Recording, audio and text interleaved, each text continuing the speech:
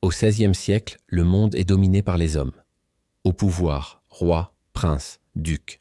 Dans les familles nobles, les femmes sont mariées, enceintes, exécutées. Elles ne peuvent être reines. Elles ne peuvent régner. Elles ne peuvent pas. En Angleterre, une femme va briser toutes les règles. Elle s'appelle Élisabeth, née le 7 septembre 1533 à Greenwich. Fille du roi Henri VIII et de la reine Anne Boleyn, 3 ans plus tard, sa mère est exécutée, accusée d'adultère et de trahison. Élisabeth n'a que 3 ans lorsqu'elle devient une enfant illégitime. Rejetée par la cour, elle grandit dans l'ombre. Mais l'ombre est un bon maître. Elle y apprend à lire, à penser et surtout à ne faire confiance à personne. Elle parle couramment le latin, le grec, le français. Elle devient brillante, stratège, discrète. Elle attend son moment. Ce moment arrive en 1558 lorsque sa demi-sœur Marie Eyre, dite Marie la Sanglante, meurt sans héritier. Élisabeth, à 25 ans, est proclamée reine d'Angleterre. Le 15 janvier 1559, elle est couronnée à Westminster. Mais la cour murmure « Une femme sur le trône ? Cela ne durera pas. » Très vite, les pressions s'accumulent. Les conseillers veulent la marier. Les monarques étrangers lui proposent des alliances. Le pape la déclare hérétique, mais elle résiste. Elle déclare « Je suis mariée à l'Angleterre ». Sous son règne, les complots se multiplient. En 1586, elle découvre une trahison terrible. Sa cousine, Marie Stuart, reine d'Écosse, complote contre elle. Le 19 février 1587, Élisabeth signe l'ordre d'exécution de Marie. Le 8 octobre, Bloody Mary rejoint Élisabeth Eyre parmi les martyrs. C'est l'époque élisabétain. Un nouveau courant artistique et culturel, shakespearien, triomphe en Angleterre. Walter Raleigh, Sir Francis Drake, Edmund Custis, Christopher Newport explorent et découvrent de nouvelles terres pour l'Angleterre. Le protestantisme anglais s'impose face au catholicisme. La religion, comme le genre, est une question de conquête. L'Angleterre se développe, se découvre, se libère. Le pays a soif de liberté. Le continent est en guerre. L'Espagne règne sur l'Europe. Philippe II d'Espagne est marié à l'archiduchesse de Habsbourg, sœur de Marie Stuart. Le mariage est sans descendance. Le roi rêve d'un empire uni, de la mer du Nord à la mer Méditerranée, de l'Irlande à l'Inde. Il a bâti un des plus grands royaumes de l'histoire.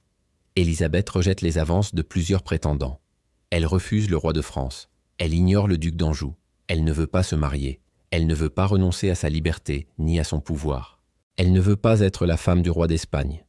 Pour Philippe, l'Angleterre doit se soumettre. En 1585, il déclare la reine d'Angleterre hérétique et femme adultère. En 1587, il rompt les relations diplomatiques. Le conflit est ouvert. L'Espagne dispose d'une marine puissante, de vaisseaux plus grands, de plus gros canons, de plus de soldats. Le but est de renverser Élisabeth, de placer une nouvelle reine sur le trône d'Angleterre. L'année 1588 est marquée par un événement tragique, la mort de l'amiral Charles Howard, qui a combattu les pirates et les Espagnols. Le commandement de la flotte est confié à Lord Thomas Seymour. Face à l'ennemi, Élisabeth se mobilise. Elle se rend en armure devant ses troupes à Tilbury et déclare « J'ai le corps d'une femme faible, mais j'ai le cœur et l'estomac d'un roi. » Son discours galvanise les Anglais. Les troupes sont prêtes. L'ennemi approche. L'invincible armada est composée de 130 navires, 3000 soldats, 19 000 marins. 7 000 Espagnols débarquent en Angleterre, 2 000 soldats anglais les rejoignent. La bataille navale oppose 197 navires anglais à 130 navires espagnols. L'invincible armada est supérieure en nombre, mais les Anglais ont des bateaux plus rapides, plus maniables. Le vent et les tempêtes font le reste. L'armada est détruite. L'Espagne est vaincue. L'Angleterre est sauvée. Élisabeth devient une légende. Durant 44 années, elle aura régné sur l'Angleterre. Devenue veuve, Élisabeth est libre. Libre de tout homme. Libre de toute alliance. Libre d'être la seule femme sur le trône d'Angleterre. Elle ne se remarie pas. Elle ne donne pas d'héritier. Son règne s'achève le 24 mars 1603 à l'âge de 69 ans. L'âge d'or de l'Angleterre est terminé. Les finances sont exsangues.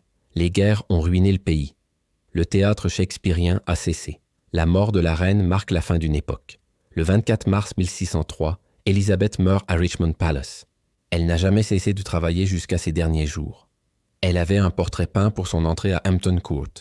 Un soin maniaque était mis point à sa personne et à son image. On disait qu'elle ne se laissait approcher par personne. Elle a eu tort. malheureuse Élisabeth. Le roi d'Espagne avait raison. Elle n'était qu'une femme. Elle est morte d'une maladie étrange, une fièvre inexpliquée, une pneumonie, ou peut-être de chagrin, car la reine d'Angleterre était amoureuse d'un homme marié. Il s'appelait Robert Dudley. Ils se sont rencontrés quand Élisabeth avait 13 ans. Il était le seul homme auquel elle s'ouvrait. Il était son confident, son conseiller. Il l'accompagna pendant 45 ans. Il devint comte de Leinster, un titre honorifique mais jamais roi. Élisabeth Eyre est morte seule. Elle laisse le trône à son cousin Jacques, descendant de Marie Tudor. La couronne d'Angleterre passe aux Stuarts. L'âge d'or du royaume est terminé. La légende reste. Elle a été célébrée plus de 400 ans durant, par des historiens, des dramaturges, des poètes, des peintres, des sculpteurs. Des pièces de théâtre et des films ont été écrits sur sa vie. Sa statue se dresse fièrement devant le palais de Holyrood à Édimbourg. On dit qu'elle est maudite. L'arme du tueur de Lincoln a été placée sous sa base.